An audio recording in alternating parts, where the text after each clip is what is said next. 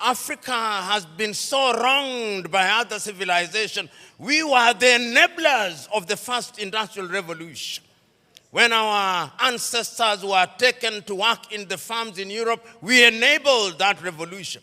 Right now, we are enabling the fourth industrial revolution and the fifth industrial revolution. That is why they have talent visas, because they are taking our talent. If it is not nurses, it is our IT gurus. If it is not our IT gurus, it is our engineers. And we are gleefully letting them away. I see our heads of state saying, we have signed a contract to take our workers to Saudi Arabia, modern day slavery. We must re-examine our education system. We know that when the Europeans were still living in darkness, here in West Africa, they were organized kingdoms. We know there were universities. We know there was education that did not entail the issuance of certificates as the badge of education. If you ever doubted this, you only have to familiarize yourself with the works of Senegal's Cheikh Anta Diop. Cheikh Anta Diop reminds us that the Greeks learned their mathematics here, that their theories of construction were learned here, that there were great artists here. Africa had a golden age. But we must never make the mistake of romanticizing the past and forgetting that we have now and the future to live for. Indeed, our very presence here under the theme Empowering Minds and Shaping the Continent for the 21st Century is a reminder to us that we have a duty to reclaim our past. And what we are doing here has been done several years before. Students of history will tell you that as early as 1906, that great South African Pixley Kaisaka Seme, then a student at the University of Columbia, gave an iconic speech, The Regeneration of Africa. And he reminded us that we have a duty as Africans to regenerate ourselves. You only regenerate that which had been generated. He was right. Those of you who are Ghanaians will remember that great Ghanaian, James Emmons Kwejiragri, ordinarily referred to as Agri of Africa. And you'll remember him reminding us that although we have, courtesy of colonization, been fed on chicken feed for too long, we are eagles and we can fly and soar. We are here to remind ourselves that the time is now to reimagine and to rethink Africa. And today we are here to talk about rethinking of education, because we in Africa have borne the brunt of abuse. That which we had was disrupted. In Mali, which is not too far from here, in the 14th century, long before the American Declaration of Independence, long before the Universal Declaration of Human Rights, long before all these declarations that you hear about, there lived a man, Sundiata Keita. And there was a Declaration of Human Rights, the Mandian Charter. You could not write a charter if you had no education. We had education. You are not far from Benin. The walls of Benin, history will tell you, were longer than the great walls of China. The Europeans and Americans are now admitting that they stole our artifacts and they are returning them. We had education here. The Monomotapa Empire in what is now called Zimbabwe. The Akan peoples here, the Ga, the Ewe, the Mandinka, the Bambara, the Mosi, the Baganda, the Ovambo and Ovimbundu in Angola had systems of governance. That is why you say Nananum. There is wisdom in that. So when somebody comes here and tells you that we only started governing ourselves when something called democracy was introduced to us, he is a liar.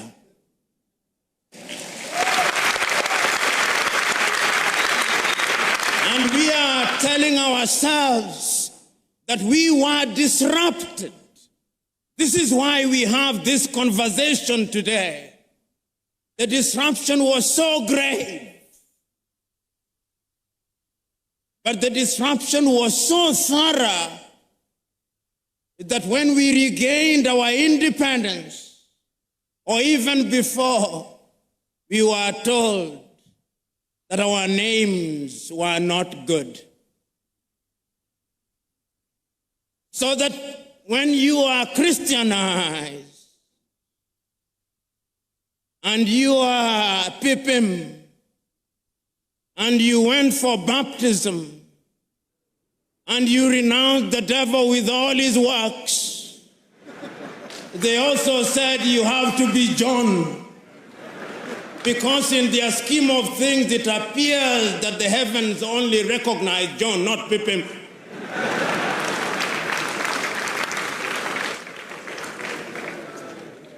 We were told that all the education we had acquired meant nothing. So that if you are eloquent in Ga or in Chui, you are not intelligent. You are only intelligent in English. You can only be intelligent in French. In Portuguese, we now know that that is nonsense. And you know, when that great Nigerian musician in the 1980s, fella Anikula Pokuti said, "Teacher, don't teach me nonsense." He meant it. He was reminding us that we must examine our education system. You know, when the British came here, and they were establishing schools across Africa. And then when they were establishing Achimota, which is famous for producing great Ghanaians, the intention was to produce young men and women who would support the colonial empire. The intention was the same in Uganda with Budo's King's College. It was the same in Kenya with the Alliance schools. As Chinua Achebe says, the white man was clever. He came and put a knife in the things that held us together, and things fall apart, and they have remained apart. So today, when we come here to talk about education, we come here to remind ourselves that we have urgent business to be undertaken. We have urgent business to be undertaken to remind ourselves that Martin Luther King Jr. is still right. The mind is the standard of the man. Because if the mind cannot imagine, then we cannot realize our potential. So we are here to interrogate our education system.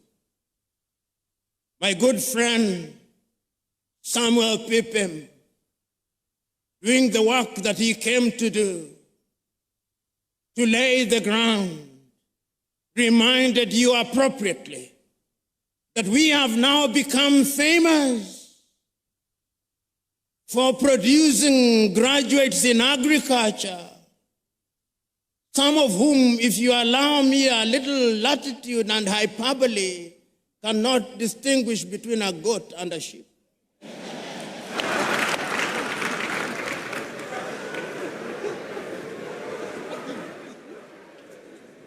And that is why every person you ask in Africa is a farmer, but we are still importing chicken from Brazil.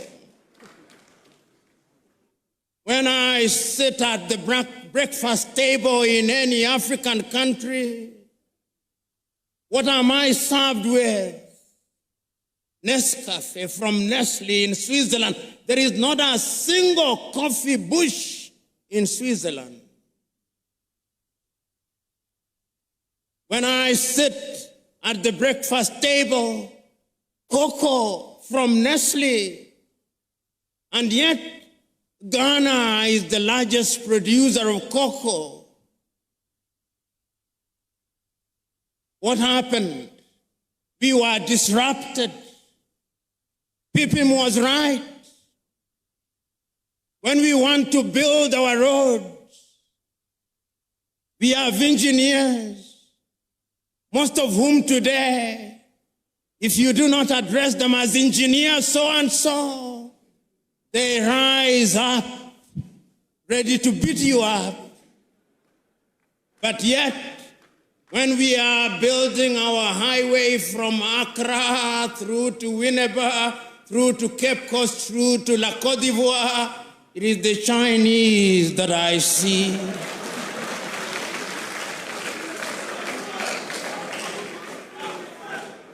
Which calls into question, what type of engineering are we teaching?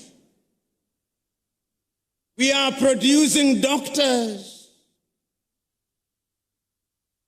and they are good, some of them. But yet, when those of us who have the ability are sick, unless they do not know,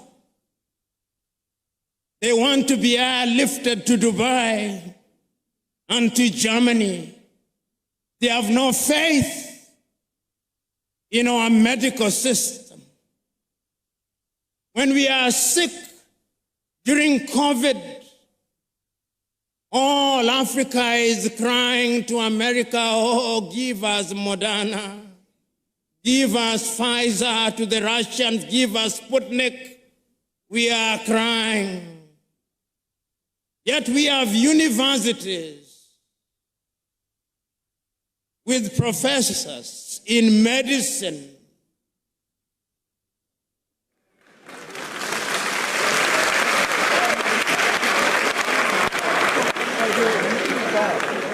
You know, there is a missing link somewhere.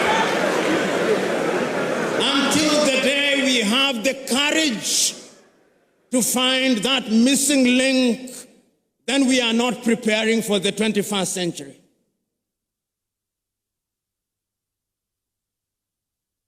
Ali Mazrui is right. We are in the business of consuming that which we do not produce and producing that which we do not consume. We must re-examine our education system. Even in matters as mundane as sports, which is a multi-billion-dollar industry.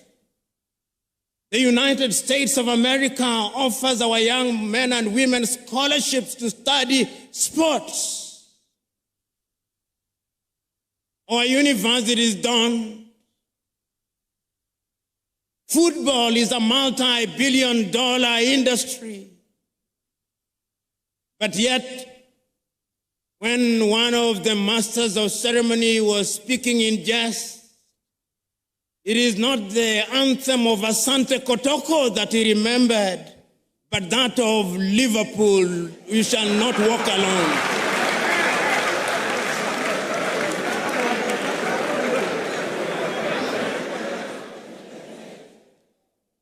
So that as we are sitting here, even in the area of sports, which is a whole multi-billion-dollar industry, our young men and women are preoccupied with whether Arsenal beat Real Madrid or Barcelona beat Borussia Dortmund. They do not care whether Hafia Guinea du Conakry beat Asante Kotoko. The Osagiefo was right when he said, we may actually solve the economic problem. We may even solve the political problem. But I dare say that the mental problem which was impacted and makes us feel inferior will take a little longer to solve. This was not only said by the Osagiefo himself in 1963. In 1933, Carter G. Woodson, that African-American educator writing in his book, Miseducation of the Negro, said that we have been so miseducated for so long. Our self-esteem has been undermined for so long. We have been made to use the back door for so long that even when we are told to use the front door, we look for the back door, and if we can't find it, we create our own back door.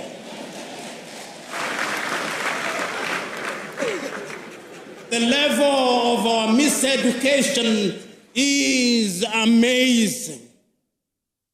We must change it in order to enter into the 21st century. You know, Brother Pippin, when you said that our passport, technological passports to the 21st century and visas to boot are expired, you are right. How can we play football on the games of rugby, on the rules of rugby? How? This is the question that we want to address today. We are talking about agriculture. And we are saying that we are now using technology to feed ourselves by manipulating the elements. The Chinese are seeding the rain so that it may rain. They have no problem with those of us who pray we must. But this misguided belief by Africans, that when there is no rain, we pray and do nothing about it, is completely misguided. The divine instruction was go ye and subdue the world. And subduing the world is by using our minds, by using the knowledge that we have. This is what the universities must ask. If you are a teacher, what kind of a teacher are you? Today, if I stood here and ask young Africans, and there is no shortage of them here, how many African authors do you know? And I asked, which is the last book of Chinua Achebe that you read? Or Kofi Awunor? Or Aikwe Iyama? Or Kamara Lai? Or Flora Nwapa? Or Dambisa Moyo? Or more recently, Chimama and Ngozi Adichie? Or Yagiansi? How many have? We have been made to believe that it is only Shakespeare and Charles Dickens that matter. The time is now for us to change our minds. And we can only change our minds if we decolonize our minds. Ngugi Wa Thiong'o, that famous Kenyan writer, says, until the day that we decolonize our minds, we are going nowhere. And Ngugi reminds us that we may have decolonized our countries, but there is something called decoloniality, totally liberating ourselves from the mental chains of the colonizers. You know, the Osagiefo, to whom Africans owe an apology, wrote in his great book, Neocolonialism, the last stage of imperialism, and the most dangerous. We are in that stage. That stage when the colonizer still wants us to believe that our literature is inferior, that our science does not exist, that our mathematics does not exist, that we have no medicine to talk about, that we cannot mine beyond Galamsey, that we cannot extract our own oil, that we have no business being in robotics and cryptocurrency, that we must be consigned to the Museum of History alongside the spinning wheel, that we have no business being in the jet age. That is what we are being told. And my fear is that we appear to be believing it.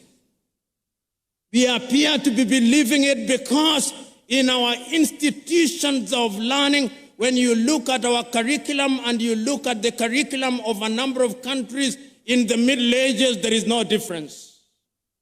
And I want to remind all of us that in the 1960s, when we were regaining our independence, and you read what was happening in different African countries, and I remind you to reread some of the thinkers of the time and the emphasis that they put on education.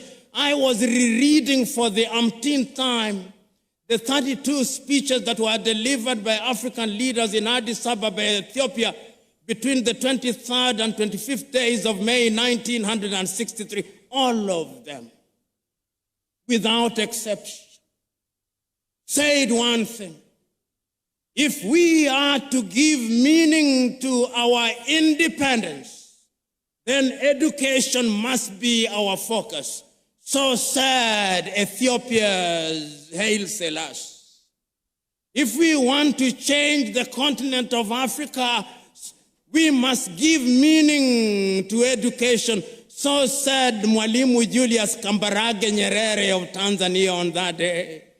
If we are going to change my little Senegal, we must give education priority. So said Leopold Sedar Senghor of Senegal. Even the complicit Félix Houphouët-Boigny in La Côte d'Ivoire believed so. But the ultimate was, of course, the one and only, the Osagiefo. He was as eloquent as he was passionate. We must change in order to enter the 21st century with confidence. Your leadership, who is a judge and belongs to our profession, which is one of the most imprisoned professions in Africa.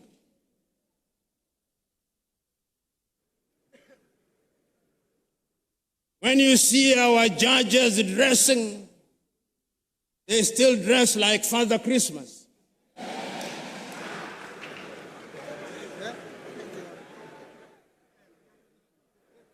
Whoever told us that justice could only be administered when you dress like Father Christmas, I do not know.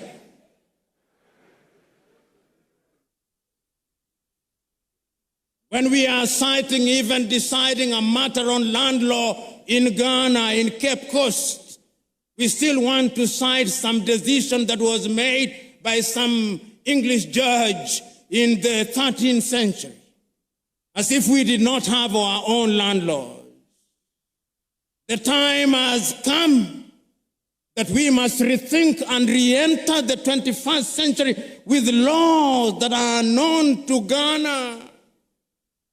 Ask the Ga if they do not have laws that if we refine cannot lead us into the 21st century. Ask the Akan people if they do not have such laws. Ask the Fante people if they do not. Ask the Ewe if they do not. They do. We live in a world where we are so mentally captured that those of you in the middle class, your greatest claim to fame is that my daughter can no longer speak Chui and is meant to be a badge of honor. It is a badge of complete colonial conquest. And we cannot enter the 21st century with that mindset.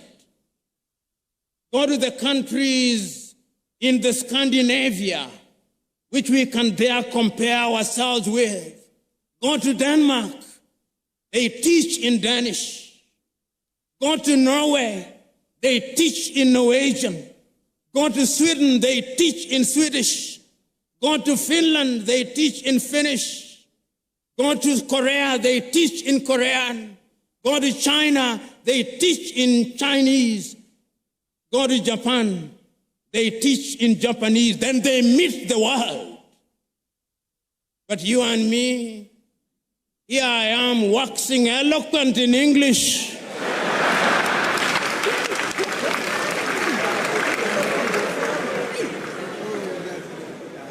Not in Kiswahili. We must revamp our curriculum. And we must have the courage to do so as I speak to you now. They are teaching Yoruba and Twi at universities outside of this continent. Why? Because language is a multi-million-dollar, multi-billion city industry. It is only us who do not know. Those of you who are religiously inclined, we are the only visitors in Jerusalem. So, brothers and sisters, we are here to remind ourselves that there is urgent business to be undertaken. We are here to remind ourselves that we had a good past. We are here to remind ourselves that others came and through slavery they disrupted that past, that they did not stop there, that they came again under colonization, and this time they disrupted us so very thoroughly and took away even the most precious of things, our confidence. That when they came here and imposed an education system, that education system had only one agenda. The agenda was to create men and women, if they were the English who colonized you, who could speak English and be their clerks. If you are colonized by the French, that you could speak French or Portuguese or Italian or Germany. When we regained our independence, we only made cosmetic changes. The time is now to go deep and remove the cosmetics and go to the fundamentals. And I'm suggesting to you that that has been done. This is the question. So, ladies and gentlemen, here today, We are here to tell ourselves ad nauseum that the mother continent can change, and she will change. She will change, and when I look at the future and I hold all factors constant, I see an Africa whose young men and women are educated and their education is about innovation and invention. I see such an Africa. I see an Africa whose sons and daughters will be leaders in cryptocurrency. I see that Africa. I see an Africa where all the cars running from Addis Ababa in Ethiopia to Banjul in the Gambia will either be made in Togo, Burkina Faso, or Uganda. I see that Africa. See an Africa where the Ghanaian doctors who are running hospitals in the United States and in the United Kingdom will have the courage to come back home because there is something called a hospital where they can do their trade. I see such an Africa. I see an Africa where we will have our own satellites that are launched next to Elmina Castle, and they'll go out there in the orbit, and we shall not be depending on Vodafone. I see such an Africa. I see an Africa where we will be able to produce enough rice, enough cocoa, and enough gold, and we will process it here, and that you will be selling it to Nairobi, Kenya, Dar es Salaam in Tanzania, and it will not be necessary to look to the outside world. I see such an Africa. See an Africa where, apart from Kiswahili, one of the languages that will be spoken will be Twi or Ebe or Gaa. I see such an Africa. That Africa is possible. It is possible, Honorable Minister for Education, when at your next meeting you think outside of the box, or preferably without reference to the box. I see an Africa where we will give practical meaning to Africa Agenda 2063, not merely as a point of reference, but as a practical reality. I see an Africa where there is Africa Continental Free Trade Area, and the majority of students here at Winneba will be drawn from Togo, from Benin, from Gabon. I see an Africa where our kith and kin in Martinique, in Guadeloupe, and Barbados, Antigua, and Barbuda will be coming here. I see that happen. That is why, when I have such foresight, wisdom not only requires but dictates that I stop. Because going beyond that would be flogging a dead horse. I see an Africa that gives meaning to those words of the Osagyefo Kwame Nkrumah, written in his book, Africa Must Unite, that Africa needs a new citizen. Are you those citizens that the Osagyefo was talking about? Are you? Do you have value? Do you have passion? Do you have dedication? Do you have love? Do you have imagination? Do you have the spirit of innovation? Do you have the spirit of invention? If that is true, then I have no fear for Africa. So go out there